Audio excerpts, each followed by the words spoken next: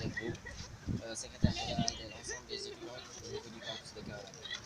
Et aujourd'hui, voilà, nous montrons notre frustration par rapport à certaines décisions que notre administration a prises. Et par rapport à ça, nous sommes là aujourd'hui, depuis samedi passé, je peux dire, pour voilà, montrer que nous ne sommes pas d'accord sur euh, le comment est-ce qu'ils accueillent leurs nouveaux bacheliers, vu que cette année-ci, l'Université du Sine Saloum accueille plus de 600 étudiants. Et ces 600 étudiants-là sont venus dans des conditions à déplorer. Et ces conditions-là sont voilà, visibles par nous tous. Parce que l'année dernière, on était là, plus de 700 étudiants au niveau de l'EFI et de l'ELEFA, dans des locaux provisoires.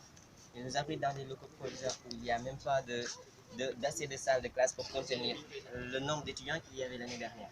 Et cette année-ci, voilà, on les a appelés à dialoguer sur l'arrivée des nouveaux étudiants et pas de réponse par rapport à ça. Ce qu'on a eu comme réponse, c'est l'arrivée d'un agent de l'État pour nous dire qu'il va faire une enquête. Mais on n'a pas besoin de faire cette enquête-là, on a besoin des réalisations. Et pour ça aussi, on a eu comme motif le fait que le restaurant de l'Université du Sine Saloum El Hadj Ibrahima Niasse ne compte que 134 places pour 1134 étudiants. Alors, comment est-ce que c'est possible? L'année dernière, vous avez vu l'amphi 2. Il y avait des étudiants qui étaient au niveau de l'amphi 2. Cette année-ci, on les a délocalisés pour permettre d'accueillir les nouveaux bacheliers. Mais les salles de classe qui étaient là l'année dernière ne pouvaient même pas contenir le nombre d'étudiants qu'il y avait. Alors, on les a proposé de nous permettre de dialoguer sur ce sujet. Ils ont refusé catégoriquement. Et de par nos mouvements de ce samedi, voilà, on a eu à discuter avec eux sur beaucoup de points. Mais on n'a pas eu de satisfaction. Les seules satisfactions qu'on a eues se trouvent au niveau des toilettes. Ils ont mis en place des fûts plastiques, alors que nous ne voulions pas des fûts plastiques. Nous les avons suppliés matin, midi, soir, depuis l'année dernière, de nous permettre d'avoir l'accès à l'eau au niveau de l'université. Parce que sans eau, il n'y a pas de vie. Et au niveau de notre restauration. Ensuite, on les a demandé d'étaler, si possible, ou bien d'élargir le restaurant. Pas de réponse à ce sujet.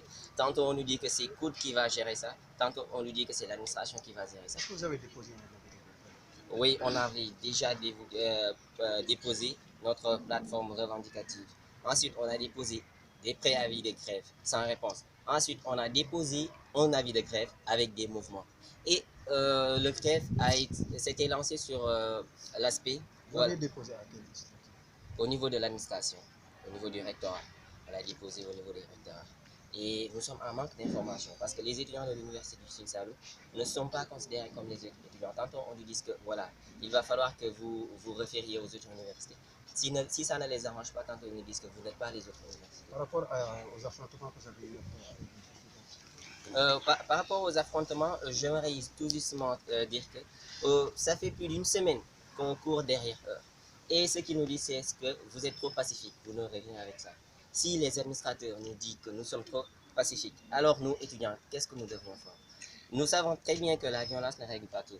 Et raison pour laquelle ça fait maintenant plus d'une semaine, 3 jours, on est derrière eux. On négocie par là et par ici. Mais les seules réponses qu'on en obtient, c'est qu'ils nous disent que voilà, vous êtes trop pacifique, vous n'allez rien avoir. Les peu de satisfaction qu'on a eu se trouvent au niveau des toilettes, alors que ça ne règle guère nos problèmes.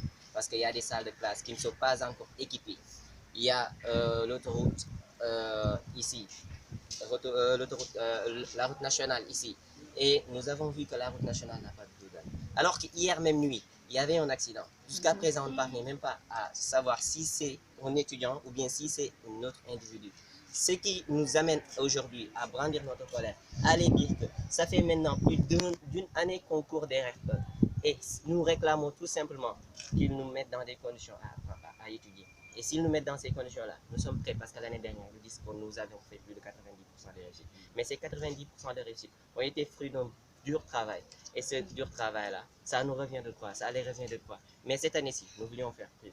Et s'ils veulent que nous fassions plus, il va falloir qu'ils nous appuient là-dessus.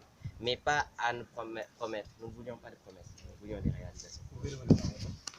Voilà, li nga xamante ni si ni moom laay wax ci kàllaama ko ci lu simple la mooy que ni étudiant bu université Sine Saloum El Hadj Ibrahima Niass ñoo ngi daw boobu ba tey ci ginnaaw administration bi liñ leen di toppee du lenn lu dul ñu defaral ñu ay salle de classe ba lépp li nga xamante ni si ni war nañ koo def ci côté pédagogique ñu àgg ko ñu yokkal ñu restauration bi nga xamante ni si 134 places la sur 1134 étudiants nee nañ dañoo délocaliser ay étudiants waaye lim boobu ñu délocaliser bu ñu leen ci génne daanaka université bii nii ñu nekk li fi des ci salle de classe du mën a continuer ñu fi nekkoon année dernière parce que ñun ñi tey man ñi di taxaw ak yow taxaw di wax ak yow L2 laa nekk te ñi nekk L2 rek bu ñu tàmbalee def seen cours L1 yi nga xamante ne si nee nañ ñoom la ñuy accueillir fu ñuy defee seen cours daanaka loolu mu nekk problème boo xamante ne si ni laataa L1 yi di ñëw dañ leen a woo pour ñu waxtaan mais woo boobu noonu dañu gis ni amul benn solution kenn tegaluñu si dara li ñu si wax mooy que ni carrément yéen vous êtes trop pacifique pacifique boobu ñu topp ci une semaine di topp chaque jour ñu ne sesco chaque jour ñu ne sesco bu ñu demee négocier même recteur boobu ba tey tooguñu ak moom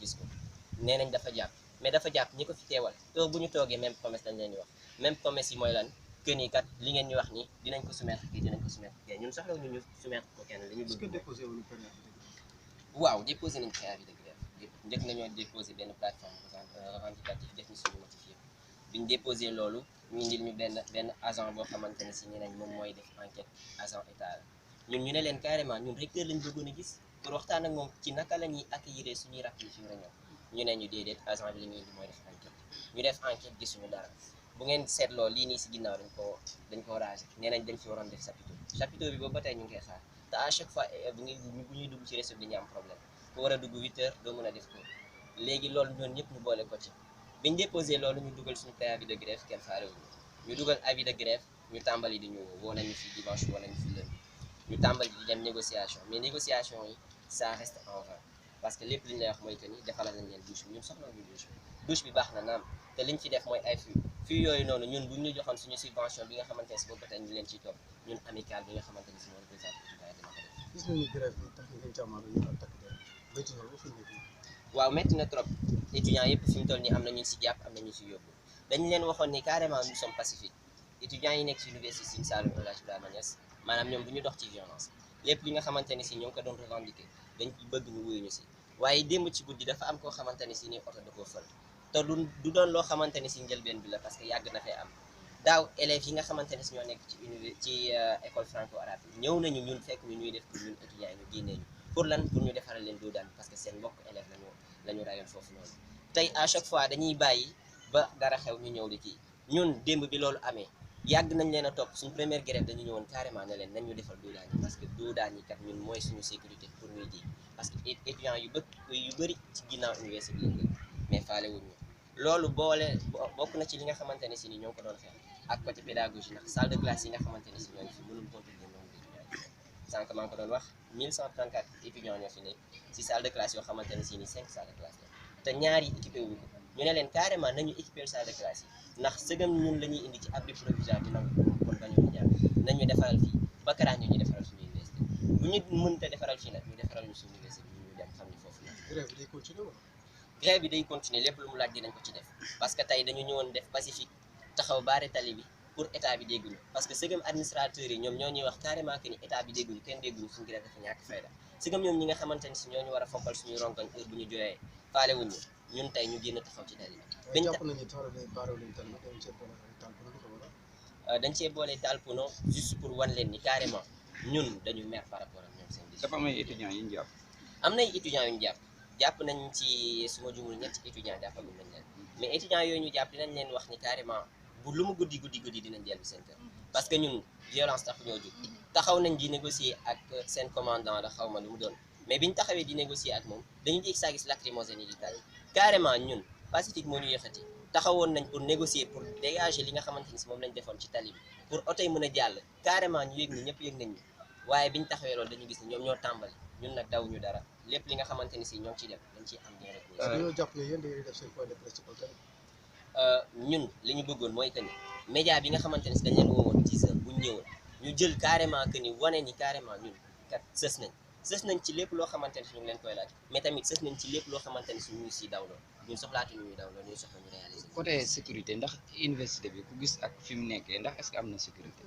université Sine Saloum daaw bañ ciy soog a ñëw amut lu ñu defut dafa coïncider woon ak élève bi nga xamante ne si ni dañ ko rayoon au niveau du niveau lycée ay camion tel ko foofu noonu biñ ñëwee fii ñu topp leen ci ñu defaral ñu doo daan parce que première sécurité bi mooy que ni tali bii nii parce que autoroute la oto yi ñu leen neex la ñuy dawee fii oto yi tël nañ fi ku ci nekk fii nii da ngay jéggi des fois oto yi duñ la sax faale duñ sax xam ba xam yow nit nga wala mala la léegi ñun ñu topp leen ci fii kat nee nañ université bi dafa am ay jaan dëgg la am na ay jaan am na yeneen ak yeneen yoo xamante ci ñu ngi fi bañ leen toppee ci côté sécurité liñ ñu wax mooy que ni jaan yi rayagu fi kenn dégg guñu jaan yi ray fi kenn kon ñoom dañuy xaar ba jaan màtt fi kenn ñu soogee jur gis nga lumière bii ñuy wax ni dañ ko def daaw lañ ko topp ba tey te biñu leen toppee ren lañ koy soog a def ñun nag soxlaw ñu loolu dañuy jàng tey la ñuy jàng donc nañu defal lépp tey jërëjëf.